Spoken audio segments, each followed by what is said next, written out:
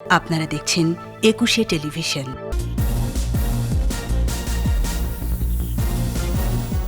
জাতির পিতার ৭ই মার্চের ভাষণে স্বাধীনতার ঘোষণা বললেন প্রধানমন্ত্রী, মুক্তির পূর্ণাঙ্গ দিক নির্দেশনা। ঐতিহাসিক ৭ই মার্চে বঙ্গবন্ধুর প্রতিকৃতিতে শ্রদ্ধা, জনগণকে বিভ্রান্ত করছে বিএনপি, বললেন ওবায়দুল কাদের। স্বাধীনতার সুবর্ণ জয়ন্তীতে বাংলাদেশে বিনিয়োগ বাড়াতে চায় ভারত, বাণিজ্য বিরোধ দূর হওয়ার আশা। ঐতিহাসিক ৭ মার্চেও বিএনপির ইতিহাস বিকৃতি, ব্যানার ফেস্টুনে অপতথ্যের ছড়াছড়ি। সামাজিক যোগাযোগ মাধ্যম সতর্কভাবে ব্যবহার করার পরামর্শ প্রধান বিচারপতি।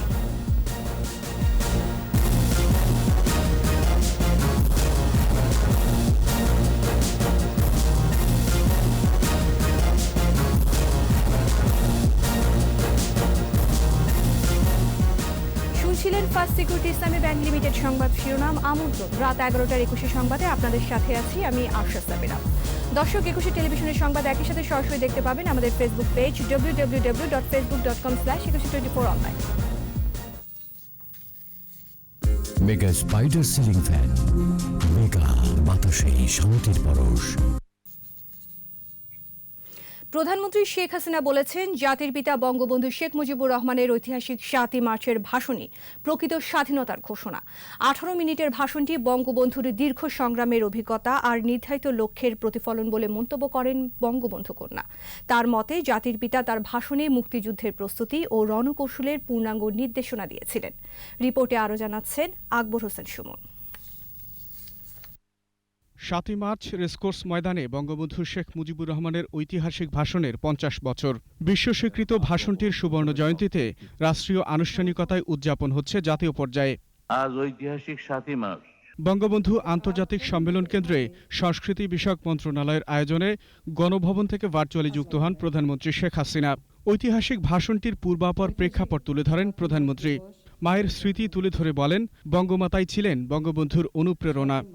৭ই মার্চে ভাষণ যখন দিতে যাবেন, তখন আমার মায়ের একটাই পরামর্শ ছিল, সারাটা জীবন সংগ্রাম করেছো তুমি, তোমার মনে যে কথা আছে তুমি ঠিক সেই কথাটাই বলবে, কারো কথা শোনার তোমার প্রয়োজন নাই। শেখ হাসিনা বলেন, অসহযোগ আন্দোলনের পথ ধরে সশস্ত্র বিপ্লবের দ্বার প্রান্তে নিয়ে যাওয়া বাঙালির জন্য মুক্তিযুদ্ধের পূর্ণাঙ্গ নির্দেশনা ছিল বঙ্গবন্ধুর ভাষণে। তার এই ঐতিহাসিক ভাষণের ভিতরেই কিন্তু তিনি স্বাধীনতার ঘোষণাটা দিয়ে গেলেন। তিনি বলে গেলেন, যেবারের সংগ্রাম আমাদের মুক্তির সংগ্রাম, এবারের সংগ্রাম আমাদের স্বাধীনতার সংগ্রাম। এবং এই ভাষণে কিন্তু দুইবার তিনি এই কথাটা বলেছেন এবং শেষের বার সব থেকে জোর দিয়ে বলেছেন। অর্থাৎ এটা যে স্বাধীনতার সংগ্রাম বা এই যুদ্ধটা যে স্বাধীনতার যুদ্ধ হবে, সেই কথাটাই কিন্তু তিনি স্পষ্ট বলে গেছেন। এটা একদিক থেকে বলতে গেলে ৭ই মার্চই তো প্রকৃত স্বাধীনতার ঘোষণা। ভাষণ প্রচারে দীর্ঘ সময় অলিখিত নিষেধাজ্ঞার কথা তুলে ধরেন বঙ্গবন্ধু কন্যা। বলেন, বাঙালিকে দাবায় রাখা যায় না, তেমনি ইতিহাসকেও। ৭৫ পরে এই ভাষণটা নিষিদ্ধ ছিল। এ ভাষণ বাজানো যাবে না, দেয়া যাবে না, অলিখিত একটা নিষেধাজ্ঞা জারি ছিল।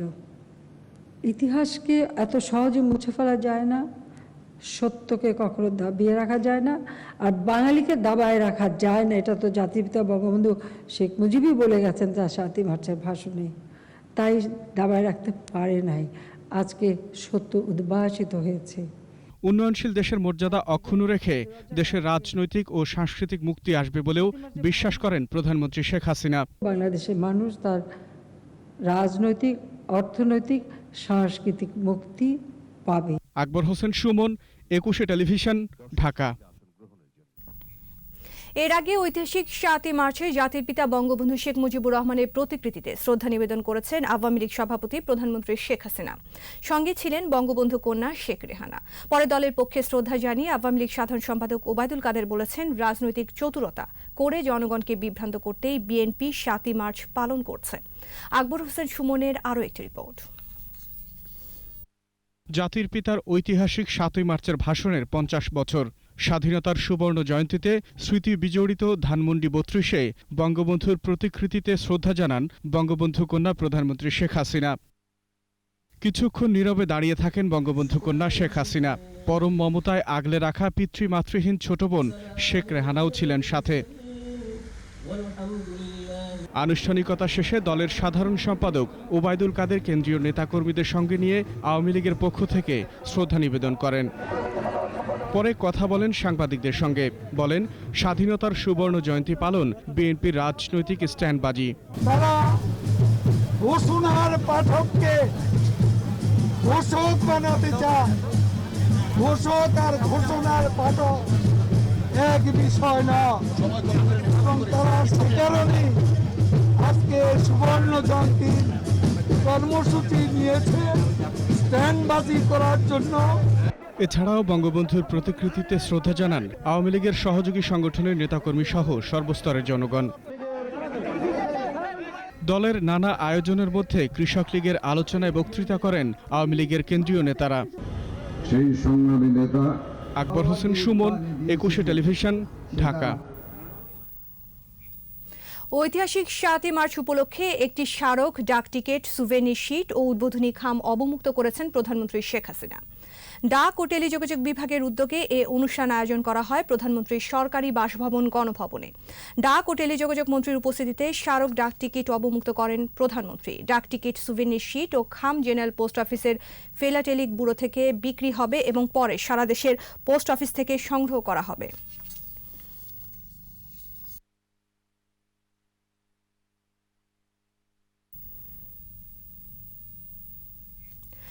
7 মার্চের ভাষণে বঙ্গবন্ধু রাজনৈতিক মুক্তির পাশাপাশি অর্থনৈতিক মুক্তির নির্দেশনাও দিয়েছিলেন। বর্তমান বাংলাদেশ উন্নয়নের সেই গতিপথই অনুসরণ করছে। ঐতিহাসিক 7 মার্চ উপলক্ষে ফরেন সার্ভিস একাডেমিতে আয়োজিত সেমিনারে এমন মন্তব্য করেন বক্তারা। পরে পররাষ্ট্রমন্ত্রী বলেছেন, দেশের অগ্রগতি ধরে রাখতে গ্রহণ করতে হবে নতুন প্রযুক্তিকে। রিপোর্টে আরও জানাচ্ছেন মোহাম্মদ নুরুন নবী। 7 মার্চের ঐতিহাসিক ভাষণে বঙ্গবন্ধু স্পষ্ট করেছিলেন 3টি বিষয়। সেগুলো হলো বাঙালির মানবিক মুক্তির সংগ্রাম, স্বাধীনতার সংগ্রাম আর আপন মহিমায় বাঙালি জাতি বিশ্ব দরবারে স্থান করে নেওয়ার ইঙ্গিত। বাংলার মানুষ মুক্তি চায়, বাংলার মানুষ বাঁচতে চায়, বাংলার মানুষ তারা আজ তার অধিকার চায়। রাজনীতির কবি, জাতির পিতা বঙ্গবন্ধু শেখ মুজিবুর রহমানের ভাষণটিতে নির্যাতিত ও বঞ্চিত মানুষের মুক্তির পাশাপাশি ছিল অর্থনৈতিক মুক্তি ও সাংস্কৃতিক মুক্তির কথা। 7 কোটি মানুষকে দাবায় রাখতে পারবো না। 50 বছরে এসে স্বল্পোন্নত দেশ থেকে উন্নয়নশীল দেশের কাতারে সামিলের সুপারিশ পেয়েছে বাংলাদেশ। উন্নয়নের সবকটি সূচকে ভালো অবস্থানে থাকার অর্থ হলো বঙ্গবন্ধুর দেখানো পথেই হাঁটছে স্বপ্নের সোনার বাংলা। সেসব কথাই আলোচিত হলো সেমিনারে। এবং রিসেন্টলি আমরা second ট্রায়ানিয়ালেও we qualified in 3 of the indicators and we excelled in fact for the requirement আছে সেক্ষেত্রে। আমরা কনসিস্টেন্টলি প্রতি বছর এখন থেকে 10% প্লাস গ্রোথ আমরা করতে পারি, তাহলে ওই ক্রাইটেরিয়াগুলো ফুলফিল করা যাবে। অর্থনৈতিক কূটনীতি ও রাজনৈতিক কূটনীতিকে আরও সচল করার পরামর্শ এসেছে বক্তাদের কাছ থেকে। যেখানে আমি মনে করি যে আমাদের ইকোনমিক ডিপ্লোমেসি এবং পলিটিক্যাল ডিপ্লোমেসিকে এক প্রাধান্য দিয়ে আমাদের সামনে দিতে হবে। সেমিনারে পররাষ্ট্রমন্ত্রী বললেন, দেশকে উন্নয়নের ধারায় ধরে রাখতে বাড়াতে হবে বিনিয়োগ ও রফতানি, গ্রহণ করতে হবে নতুন নতুন প্রযুক্তিকেও। কিন্তু সেই বিরাট অর্জনটা মানুষের কাছে পৌঁছে দেওয়া, যে Bangladesh has done an excellent job under the leadership of আমাদের মাননীয় প্রধানমন্ত্রী শেখ হাসিনা, আমাদের কন্ডিসিভ এনভায়রনমেন্ট তৈরি করতে, স্বদেশে বিদেশে ভাবধারা পরিবর্তন করতে, দেশের অগ্রগতির জন্য সকলের অংশগ্রহণ নিশ্চিত করারও পরামর্শ এসেছে সেমিনার থেকে। বিভিন্ন ধরনের আপনাদের মোহাম্মদ নুরুন নবী, 21 টেলিভিশন, ঢাকা। ঐতিহাসিক 7 মার্চ উপলক্ষে রাজধানী জুড়ে ছিল নানা আয়োজন। ভিন্ন ভিন্ন অনুষ্ঠানে বক্তারা বলেন, পাকিস্তানিদের ষড়যন্ত্রের কথা বুঝতে পেরে বঙ্গবন্ধু বুঝতে পেরেছিলেন বাঙালি জাতিকে ঐক্যবদ্ধ করা ছাড়া মুক্তির পথ নেই। 7 মার্চে জাতির পিতার ডাকে উদ্বুদ্ধ হয়ে বাঙালি মুক্তিযুদ্ধে ঝাঁপিয়ে পড়ে বলেও মন্তব্য করেন বক্তারা। সহকর্মীদের সহায়তায় মফিউর রহমানের রিপোর্ট। জাতির পিতা বঙ্গবন্ধুর 7 মার্চের ভাষণ, বাঙালির মুক্তির সড়ক শীর্ষক সেমিনারের আয়োজন করে জাতীয় প্রেস ক্লাব। প্রধান অতিথির বক্তৃতায় তথ্যমন্ত্রী ডক্টর হাসান মাহমুদ বলেন, 7 মার্চের ভাষণ নিয়ে অনেক ষড়যন্ত্র হয়েছে। 21 বছর বাঙালিকে জাতির পিতার ঐতিহাসিক ভাষণটি শুনতে দেওয়া হয়নি। এই ভাষণ নিয়ে অনেক ষড়যন্ত্র হয়েছে। বঙ্গবন্ধুকে হত্যা করার পর 21 বছর এই ভাষণ বাজেনি। এই ভাষণ রাষ্ট্রীয় সমস্ত অনুষ্ঠানে এই ভাষণ নিষিদ্ধ ছিল। বাংলা একাডেমি আয়োজন করে বীর মুক্তিযোদ্ধা অবসরপ্রাপ্ত লেফটেন্যান্ট কর্নেল কাজী সাজ্জাদ আলী জহিরের একক বক্তৃতা। তিনি বলেন, ইয়াহিয়া ভুট্টোর মধ্যে যে আঁতাত তা জানতে পেরেছিলেন বঙ্গবন্ধু। পাকিস্তানের নাকের ডগায় থেকে স্বাধীনতার ডাক দিয়ে দিলেন, তারা বুঝতে সময় লাগলো, জাতি একত্রিত হয়ে গেল। ঢাকা বিশ্ববিদ্যালয়ের এই আয়োজনের অতিথি ছিলেন উপাচার্য অধ্যাপক ডক্টর মোহাম্মদ আখতারুজ্জামান। বঙ্গবন্ধুর ঐতিহাসিক ভাষণটি কালোত্তীর্ণ বলে মন্তব্য করেন তিনি। আন্তর্জাতিক প্রাসঙ্গিকতা, বৈশ্বিক প্রাসঙ্গিকতা এবং তাৎপর্য এই বিবেচনায় নিয়েই এই গ্লোবাল কমিউনিটি, বিশ্ব সম্প্রদায় 2017-এ এই ভাষণটিকে মেমোরি অফ ওয়ার্ল্ড রেজিস্টার এই হিসাবে আখ্যায়িত করে।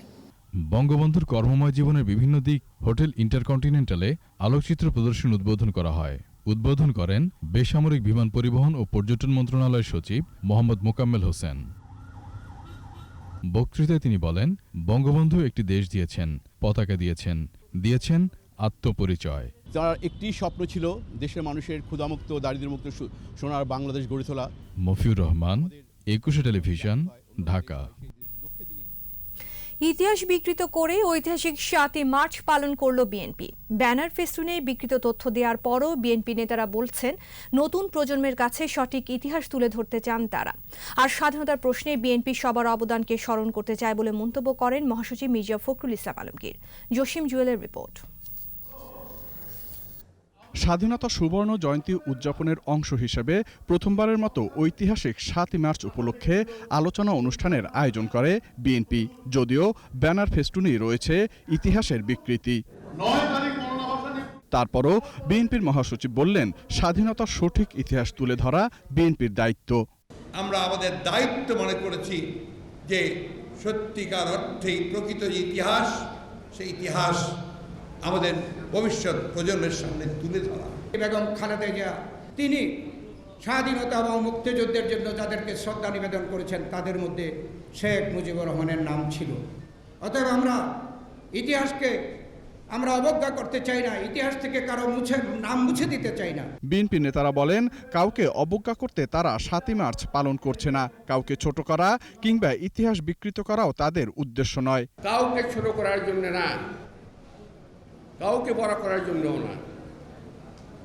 আমরা জানি মরহুম শেখ মুজিবুর রহমান এবং শহীদ রাষ্ট্রপতি জিয়া রহমান যার যার অবস্থান ইতিহাস নির্ধারণ করে দেবে। প্রতিটি মাইল ফলক যেগুলো মুছে গেছে, যেগুলো ধুলে ঢেকে গেছে, যেগুলো মেরামতের অভাবে ভেঙে গেছে, প্রত্যেকটি মাইল ফলককে আমরা আবার বিনির্মাণ করব। স্বাধীনতা সুবর্ণ জয়ন্তীতে গণতন্ত্র এবং ভোটের অধিকার ফিরিয়ে আনাই বড় চ্যালেঞ্জ বলেও মন্তব্য করেন বিএনপি নেতারা। জসিম জুয়েল, একুশে টেলিভিশন, ঢাকা। কোভিড-19-এ 24 ঘন্টা 11 জনের মৃত্যু হয়েছে। মৃতের সংখ্যা বেড়ে ৮,৪৬২। দৈনিক সংক্রমণ হার ৪.30%। স্বাস্থ্য অধিদপ্তরের তথ্য অনুযায়ী দেশে 219টি ল্যাবে 14,092 জনের নমুনা পরীক্ষায় শনাক্তের সংখ্যা 606। মোট শনাক্ত 5,50,330 জন। নতুন 1,037 জন সহ সুস্থ হয়েছেন 5,03,003। এ পর্যন্ত শনাক্তর হার 13.27% ও সুস্থতার হার 91.40%। করোনা ভ্যাকসিনের জন্য নিবন্ধন করেছে 50,03,248 জন।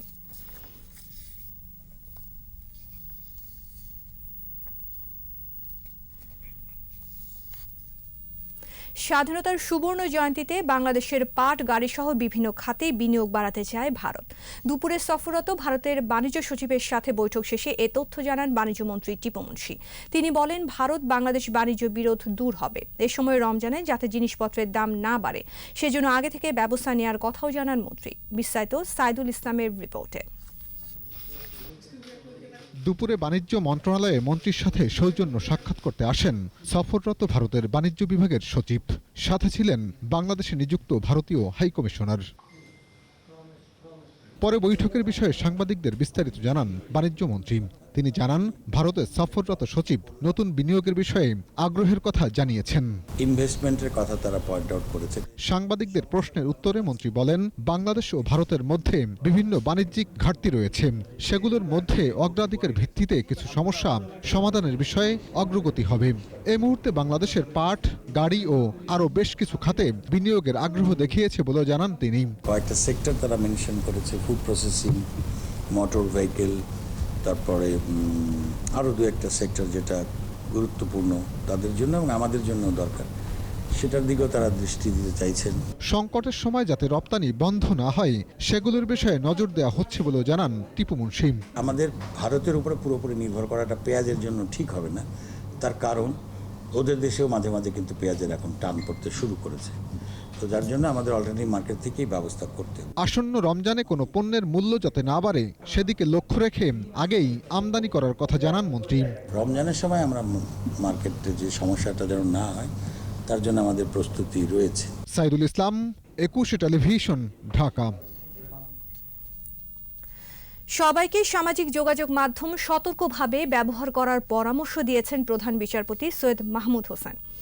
সকালে বঙ্গবন্ধু ও মোদিকে নিয়ে কটূক্তির ডিজিটাল নিরাপত্তা আইনের মামলার শুনানিতে তিনি এ মন্তব্য করেন। এই সময় সামাজিক যোগাযোগ মাধ্যমে শিক্ষিত মানুষেরাই ব্যঙ্গাত্মক রচনা লিখেন উল্লেখ করে পরিশীলিত ভাষা ব্যবহারের মত দেন তিনি। পরে সাংবাদিকদের প্রশ্নের জবাবে ডিজিটাল নিরাপত্তা আইন সংশোধনের বিপক্ষে মত দেন অ্যাটর্নি জেনারেল।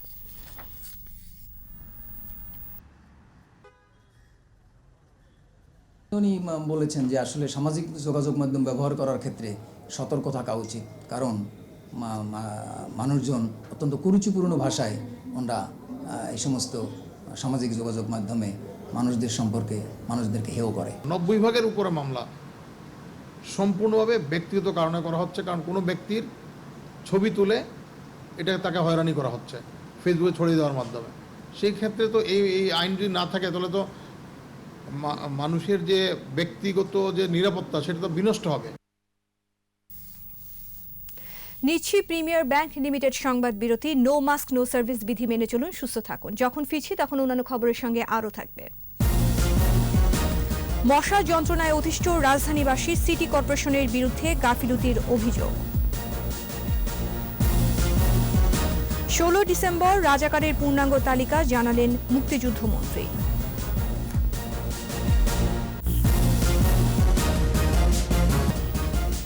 আবারও আমন্ত্রণ রাত 11টার 21 সংবাদে। গরম আসতে না আসতেই নগরী জুড়ে মশা আতঙ্ক। রাতের বেলা তো বটেই, দিনেও মশা যন্ত্রণায় অতিষ্ঠ রাজধানীবাসী। তাদের অভিযোগ, সিটি কর্পোরেশনের নিয়মিত ওষুধ না ছিটানো আর আবর্জনা পরিষ্কার না করায় এ অবস্থা। আর নতুন ওষুধ এনে সপ্তাহখানেকের মধ্যে কিউলিক্স মশা নিয়ন্ত্রণের আশ্বাস দিয়েছে সিটি কর্পোরেশন। মাহমুদ হাসানের রিপোর্ট। কিউলিক্স মশা, এই মশা সাধারণত আবদ্ধ এবং পচা পানিতে হয়। শীতের শেষে নর্দমা, ড্রেন, ডোবা, বিল ঝিলে এখন পচে যাওয়া বদ্ধ পানি। তাপমাত্রা বৃদ্ধির সাথে সাথে প্রকৃতিতে থাকা মশার ডিম ফোটে, যার কারণে ফেব্রুয়ারি এবং মার্চ মাসে মশার ঘনত্ব বাড়ে। ফলে নগরের বিভিন্ন এলাকায় মশার উপদ্রবে অতিষ্ঠ মানুষ। দিন বা রাত নেই, সর্বক্ষণ এই মশার যন্ত্রণা। এই জন্য নগরবাসী দোষলেন সিটি কর্পোরেশনকে। দিনে বইতে পারি না, রাত্রে তো ঘুমাইতেই পারি না। মশায় আমরা দাঁড়ানো যায় না, এবার বসাও যায় না। দিনেও কয়েল চালাই থাকা লাগে। খুব বেশি দেয় না, তবে মাসে একবার আসে কিনা এটা সন্দেহ। স্থানীয় জনপ্রতিনিধিরা বলছেন তাদের চেষ্টার কোনো ত্রুটি নেই। জনবল নিয়ে সকাল সন্ধ্যা মশা নিয়ন্ত্রণে কাজ করছেন। তবে সিটি কর্পোরেশনের সিদ্ধান্ত অনুযায়ী নতুন ওষুধ হাতে পেলেই কিউলিক্স মশা নিয়ন্ত্রণে আসবে। ফার্স্ট টাইম যে মশার ওষুধটা পেয়েছিলাম নগর ভবন থেকে, সেটা ভালো ছিল। দ্বিতীয় চালানটা খুবই খারাপ, যার কারণে আমাদের এই মশাটা বৃদ্ধি পাচ্ছে। সিটি কর্পোরেশন বলছে মশার বর্তমান পরিস্থিতি সহনীয় পর্যায়ে আনতে কর্মপদ্ধতির পরিবর্তনের সাথে মশক নিধনের ওষুধও পরিবর্তন করেছে ডিএসসিসি। স্বল্প সময়ের মধ্যে এই সমস্যার সমাধানের আশা তাদের। নর্দমা যদি পরিষ্কার না থাকে, আমার খাল যদি পরিষ্কার না থাকে, আমার ঝিল যদি পরিষ্কার না থাকে, তাহলে কিন্তু প্রবাহটা যদি না থাকে, তাহলে কিন্তু এই মশার বংশবৃদ্ধিটা ঘটবে। যত দ্রুত সম্ভব যে আমরা এই মশার অত্যাচার থেকে জনগণকে একটা সহনীয় পর্যায়ে আনার একটা চিন্তা ভাবনা করছি। জনসাধারণ সচেতন না হলে সিটি কর্পোরেশনের একার পক্ষে এই মশা নিয়ন্ত্রণ কঠিন বলেও জানিয়েছে ডিএসসিসি। মাহমুদ হাসান, 21 টেলিভিশন, ঢাকা। আবারও ঐতিহাসিক 7ই মার্চ প্রসঙ্গ। ধানমন্ডি 32 নম্বরে জাতির পিতা বঙ্গবন্ধু শেখ মুজিবুর রহমানের প্রতিকৃতিতে শ্রদ্ধা জানিয়েছেন জাতীয় সংসদের স্পিকার ডক্টর শিরিন শারমিন চৌধুরী। সকালে বঙ্গবন্ধুর প্রতিকৃতিতে পুষ্পস্তবক অর্পণ করে কিছুক্ষণ নীরবতা পালন করেন স্পিকার। একই সাথে জাতির পিতা বঙ্গবন্ধু শেখ মুজিবুর রহমানের রুহের মাগফিরাত কামনা করেন তিনি। বলেন, বঙ্গবন্ধুর 7ই মার্চের ভাষণটি বাঙালির মুক্তির সনদ হিসেবে ইতিহাসের পাতায় চিরভাস্বর হয়ে থাকবে।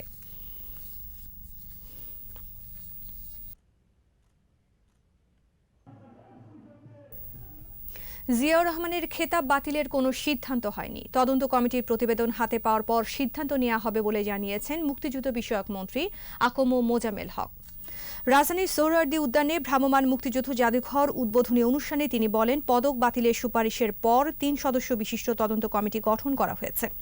দালিলিক নথি যাচাই বাছাই চলছে। তিনি আরও বলেন, 26 মার্চ মুক্তিযোদ্ধাদের খসড়া তালিকা ও 16 ডিসেম্বর রাজাকারের পূর্ণাঙ্গ তালিকা প্রকাশ করা হবে। নতুন প্রজন্মকে মুক্তিযুদ্ধের ইতিহাস জানাতে ভ্রাম্যমাণ জাদুঘর চালু করেছে মন্ত্রণালয়।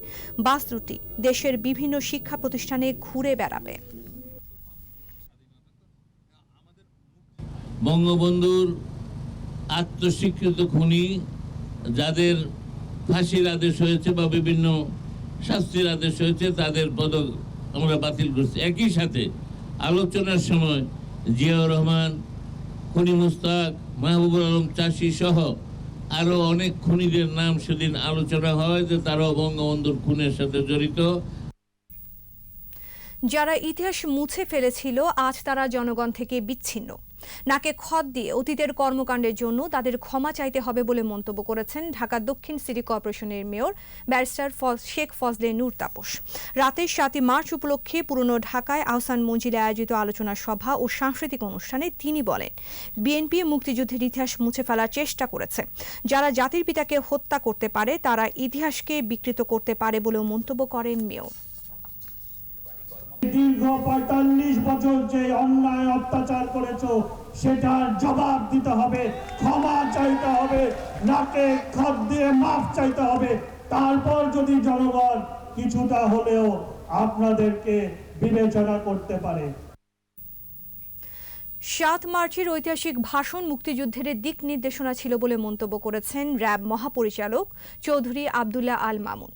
ঐতিহাসিক 7ই মার্চ এবং স্বল্পোন্নত দেশের তালিকা থেকে বাংলাদেশের উত্তরণ উপলক্ষে রাজধানীতে র্যাব হেডকোয়ার্টার্সে আয়োজিত অনুষ্ঠানে একথা বলেন তিনি। 7ই মার্চের ভাষণের ঐতিহাসিক গুরুত্ব বিবেচনায় নিয়ে ওয়ার্ল্ড হেরিটেজের স্বীকৃতি দেয়ায় ইউনেস্কোকেও ধন্যবাদ জানান র্যাব প্রধান। এ সময় 7 মার্চের ভাষণ কিভাবে একটি নিরস্ত্র জাতিকে সশস্ত্র সংগ্রামের দিকে নিয়ে গেছে তা নিয়ে আলোচনা করেন র্যাব কর্মকর্তারা।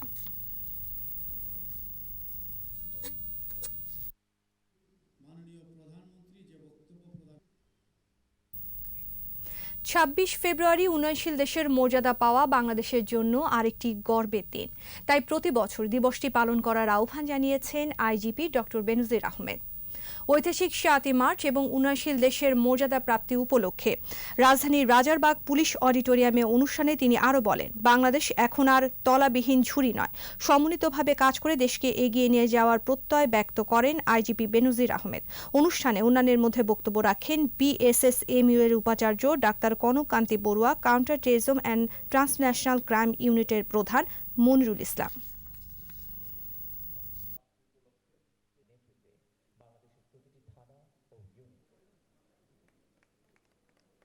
দেশবাসীর জন্য আমি মনে করি 26শে ফেব্রুয়ারি একটা বিরাট আনন্দ দিন।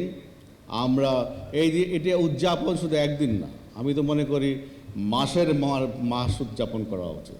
এই আনন্দ বছরের পর বছর উদযাপন করা উচিত। প্রকাশিত হলো মুক্তিযুদ্ধে অংশ নেওয়া 135 জন ছাত্র শিক্ষক পেশাজীবী স্মৃতিচারণমূলক বই we insert the call memories of freedom fighters. বিকেলে রাজধানীর কুর্মিটোলায় আর্মি গলফ ক্লাবে বইটির মোড়ক উন্মোচন করা হয়। বইটিতে দেশের প্রথম সেনাপ্রধান থেকে শুরু করে পরবর্তীতে বাংলাদেশের সেনাবাহিনীর সিনিয়র কর্মকর্তা সহ মুক্তিযোদ্ধারা তাদের যুদ্ধকালীন অভিজ্ঞতার বর্ণনা দিয়েছেন। বাংলাদেশ এয়ারফোর্স ফাউন্ডেশনের তত্ত্বাবধানে প্রকাশিত বইটিতে ঐতিহাসিক দলিল হিসেবে উল্লেখ করেন আলোচকরা।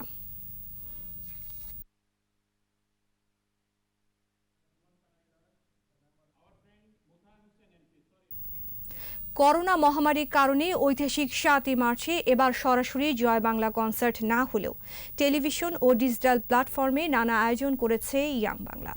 নতুন গান প্রকাশ সহ দিনব্যাপী আয়োজনে পুরনো কনসার্টগুলোর রেকর্ডও দেখানো হচ্ছে। জসিম জুয়েলের রিপোর্ট।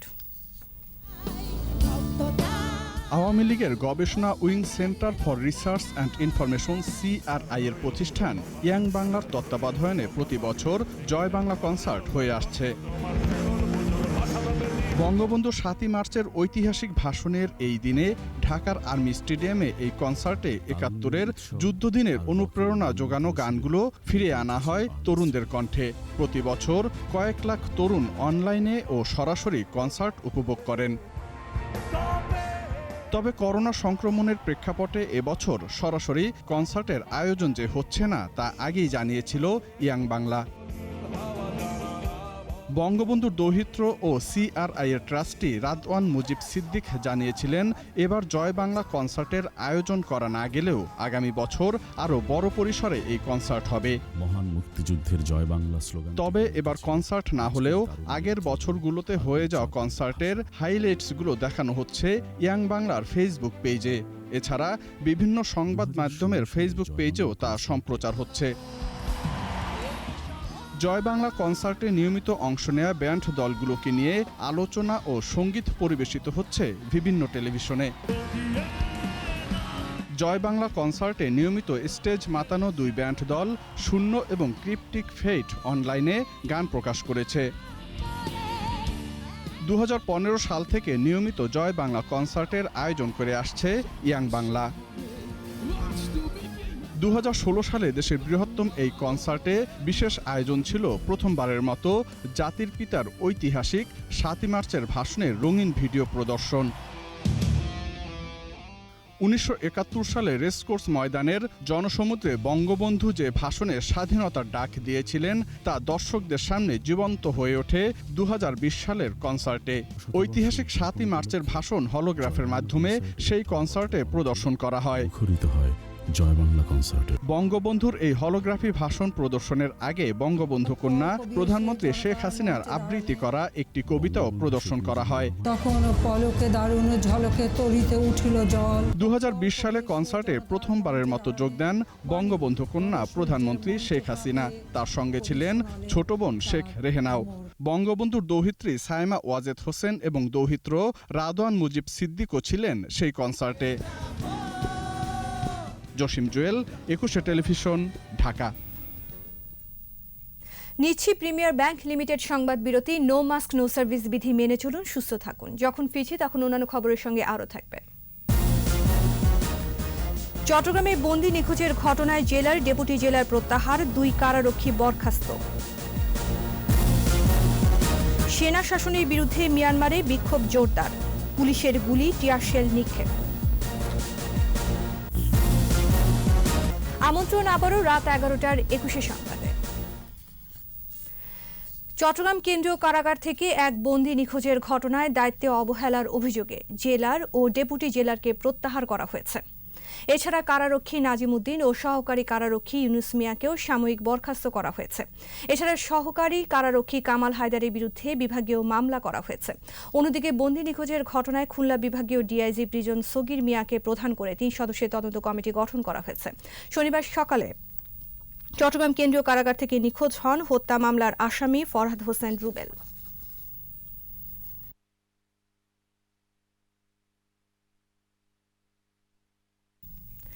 গাজীপুরে নানা আয়োজনে পালিত হয়েছে ঐতিহাসিক 7 মার্চ।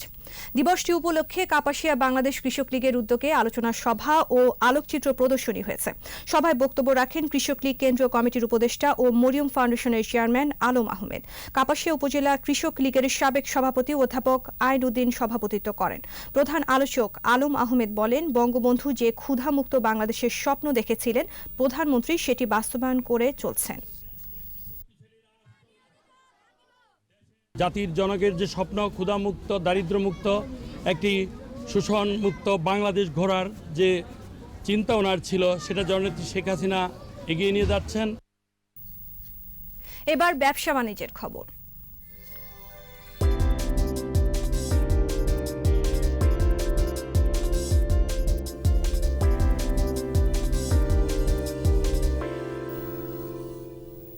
শরিয়া ভিত্তিক আধুনিক ব্যাংকিং সেবার লক্ষ্যে ফার্স্ট সিকিউরিটি ইসলামী ব্যাংক লিমিটেডের নতুন ঠিকানা ধানমন্ডিতে স্থানান্তরিত হয়েছে। ব্যাংকের ব্যবস্থাপনা পরিচালক সৈয়দ ওয়াসেক মোহাম্মদ আলী ভিডিও কনফারেন্সের মাধ্যমে স্থানান্তরিত আঞ্চলিক কার্যালয় কার্যক্রমের উদ্বোধন করেন। এ সময় ব্যাংকের অতিরিক্ত ব্যবস্থাপনা পরিচালক আব্দুল আজিজ ও মোহাম্মদ মোস্তফা খায়ের, উপব্যবস্থাপনা পরিচালক মোহাম্মদ জহুরুল হক ও মোহাম্মদ মাসুদুর রহমান শাহ সহ অন্যান্য ঊর্ধ্বতন কর্মকর্তারা উপস্থিত ছিলেন।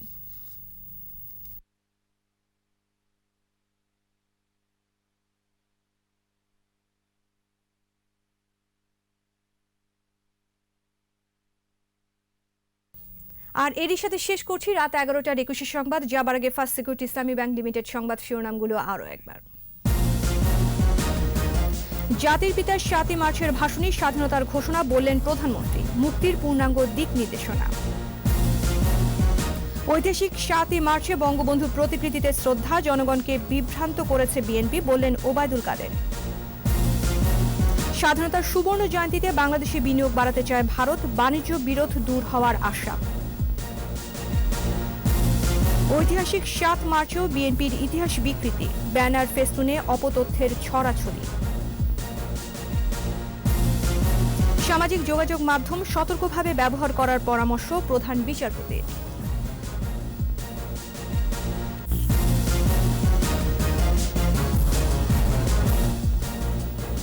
সর্বশেষ খবর জানতে ডায়াল করুন 2021 নম্বরে আর ভিজিট করুন 21-tv.com এই ওয়েবসাইট। এছাড়া ফেসবুকে লগ ইন করতে পারেন facebook.com/2124 অনলাইনে। আমাদের পরের সংবাদ রাত 1টায় দেখার আমন্ত্রণ রইল। স্বাস্থ্যবিধি মেনে চলুন, সুস্থ থাকুন, ধন্যবাদ।